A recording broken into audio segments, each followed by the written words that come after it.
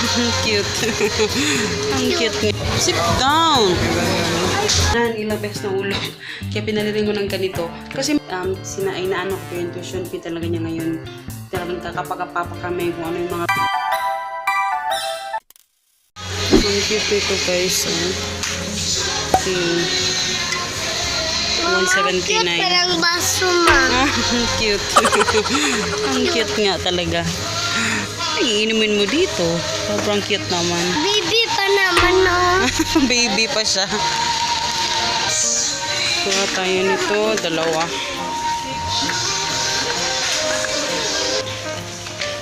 Check guys kung mayroon silang mga bagong organizer. Eto, maganda. 29 lang siya guys. Oh. Ayan. Tapos silang bago ngayon. Ay, eto oh, may bago. Bago to.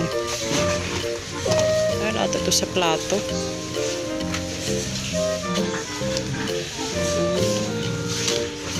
Kano? Narabi. Isa. 1.5. Bebe.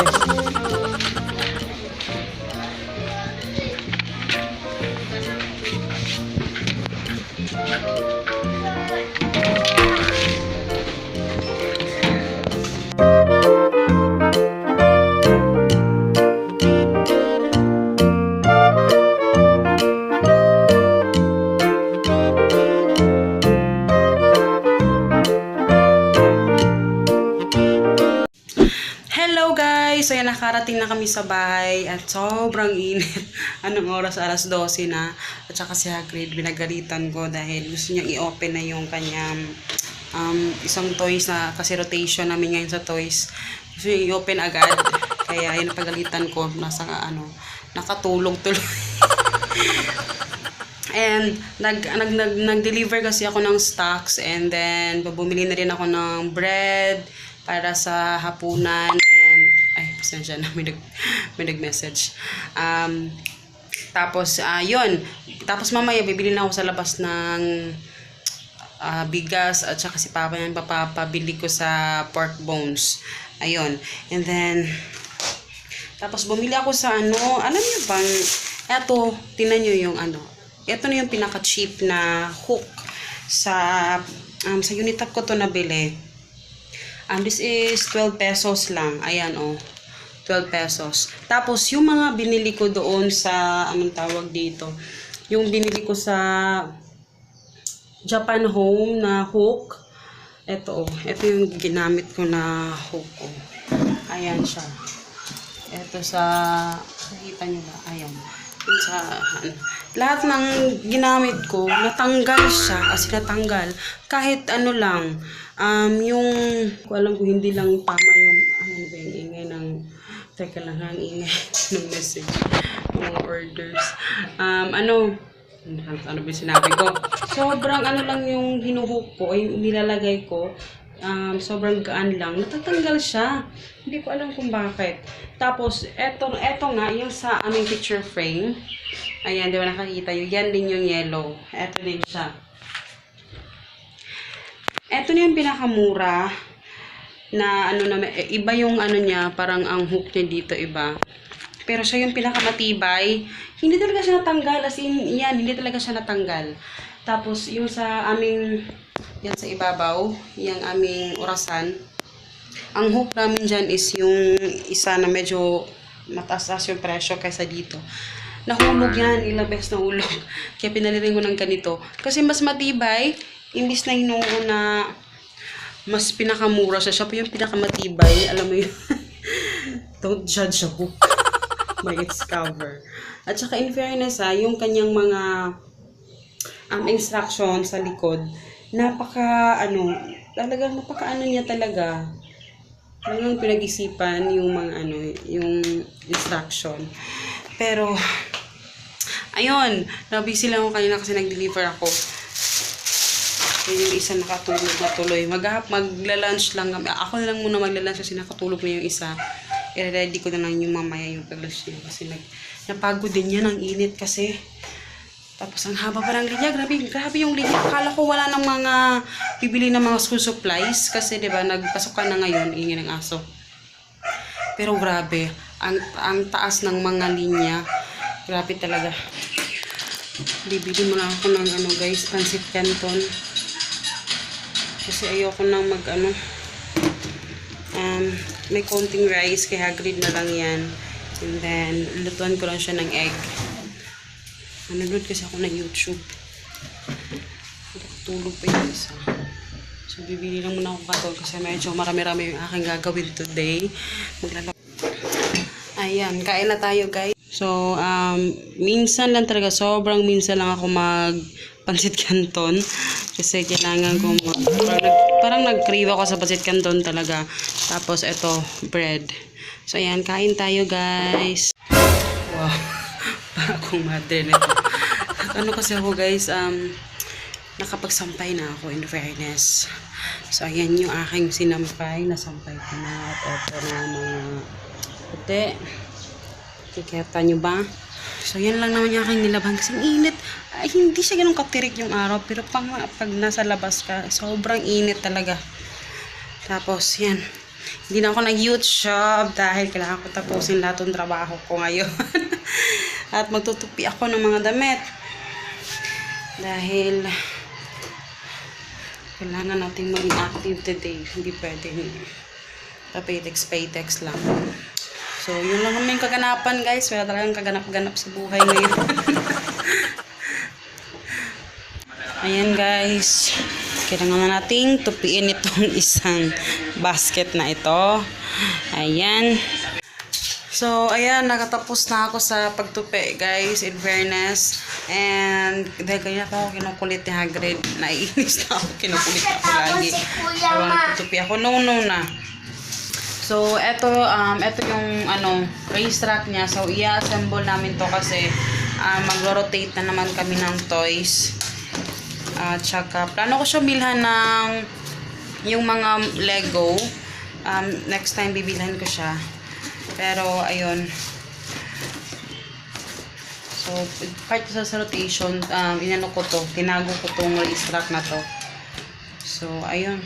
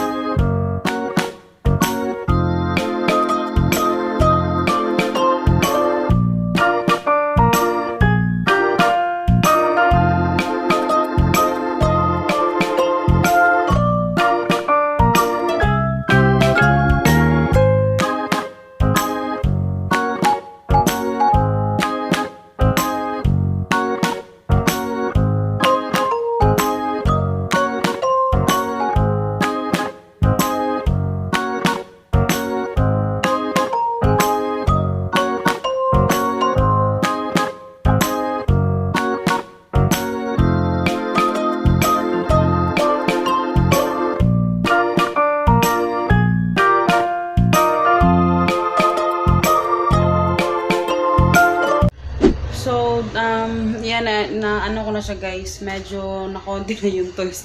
Konti na lang yung aking tututuan. So yung ibang mga toys na hindi niya ginamit since inilabas ko na yung racetrack. Dito ko inilagay yung iba at yung aking mga doon. Pasensya na. Dito ko na inilagay para makasave ako sa space. So dyan na nilagay kasi wala naman tong laman. And then, dahil nga rotation namin, diba? So, yung mga malalaking bagay, dito ko na lang inilagay. Tapos yung books niya, plano ko siyang bilhan. Tapusin ko lang itong tuition fee niya. Tapos, after dito sa, mag-focus na ako dun sa mga organizers talaga, as in. So, unti-unti lang muna natin dahil medyo, inaano ko pa yung tuition fee talaga niya ngayon. Talagang kakapakapapa kami kung ano yung mga bibilhin ni Hagrid sa school. So, kailangan mag-focus muna kami doon. So, ayun. And then, dito naman sa part, ito yung mga toys. Konti na lang talaga yung toys na inilabas ko. So, tingnan nyo guys, oh. Ito yung mga hook na inano ko. Hindi ko na tinanggal kasi nainis ako. Kasi natanggal nga siya. Pero, ayan, dito yung mga maliliit na toys, yung mga malalaki na toys, at saka yung mga, hindi na masyadong ganyan. Meron pa sa labas mga toys, yung mga nilalaro niya sa labas. Pero doon na lang yun. And, konti lang talagang toys na kasi syempre sobrang sikip. Yung mga toys, nung nag-declutter ako, pinabigay ko na lahat doon sa kapitbahay namin. And then, ganyan yung ginagawa ko guys kasi sila-separate ko yung mga malaki at saka maliliit kasi mahilig siya sa animals. Yung mga animals na talagang hindi ko niro-rotate, talagang forever sila nandyan. Hindi ko sila niro-rotate kasi as in yun, talagang hindi siya nasasawa doon. As in yun lang talaga yung parati niyang parati niyang ginagamit talaga. And so ayan, tapos napapansin ko talaga sa kanya and sa tagal na nang sila palagi siya naglalaro, talagang napapansin ko na pag nakahalo-halo lahat yung mga toys, talagang hindi niya pinaglalaruan. Pero yun lang muna unahin natin yung sa school talaga kasi hindi pa namin alam kung ano yung mga actually naglista na ako. Nandyan yung kaniyang yung papel, yan yung nilista ko kung ano yung mga dapat nabilhin namin. Yun lang hindi talaga kailangan require sa school. Pero yung mga must na kailangan talaga, na hindi na kailangan sabihin yung mga shoes, bags, and then yung plancha, kasi hindi kami nagpa-plancha guys dito sa bahay kasi yung mga uniform namin, meron kaming 2 plancha, binigay namin lahat sa mga kapatid ni Papa. Kasi hindi naman kami nagpa-plancha sa mga uniform niya. Noon lang, nung nasa Cebu kami, kasi yung uniform kailangan planchahin. And then, yung mga damit namin, hindi na kailangan planchahin talaga. Kasi hindi naman siya na magugusot. Wala kami mga damit na mga gusot-gusot. Pero ngayon na mag-aaral na siya, kailangan namin bumili ng bagong plancha talaga. Mura lang naman yung plancha, pero hindi rin talaga may bumibili talaga kasi wala naman may plansyahin. Pero ngayon, yung uniform ni Papa, hindi na kasi pinaplancha yun. Diretso na yon. So, ang uniform na lang talaga. And then, ano pa ba? Payong, mga raincoat. Yun lang naman yung bibili namin. Una. So, nag-set lang ako ng budget na 3,000 pesos. Pero mapakita ko naman sa inyo yan. Pero, ayan, shinare ko lang. At yung sa TV na lang na, hindi ko pa natapos yun kahapon. At yung shorts. Ano ba yung shorts? Basa pa kasi si Hagrid talaga. Tinapon dyan. Basa pa kasi to. Hindi ko tinupi. Ayan. So, tapusin ko lang to. Yung aking mga ginagawa, guys.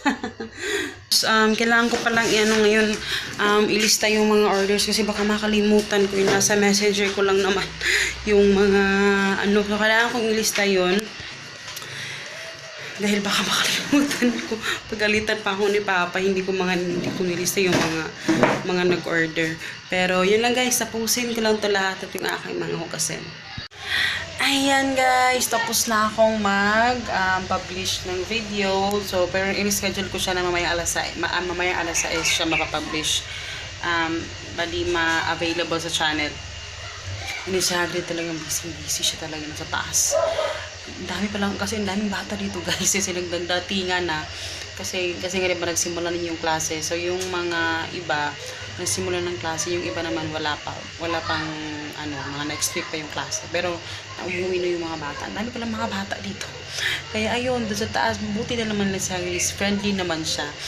Talagang, ano naman siya talaga. Hindi naman siya nahihiya talagang mag-approach.